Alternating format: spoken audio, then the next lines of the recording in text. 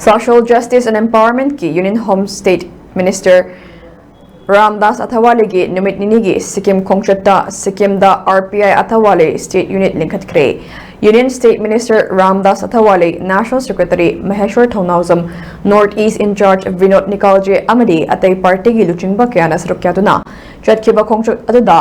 Sikkim Lengaki Chief Minister Governor Yauna Makok Thongbo official kaya na makhoibu taram na okay khongchat aduda Union State Minister the Sikkim State ke Social Justice Department ki review meeting su pangthokiba galona Sikkim da Anoba Airport sana ba wafamsu haudolam ke khongchat adugi maru oina maram amasu oina Sikkim State ki Ronpur District da RPI Athawale State Unit su haudoklam ke haudokpagi thoram aduda Maheshwar na Sikkim asi hanagi regional party na chalaiba state ama oibana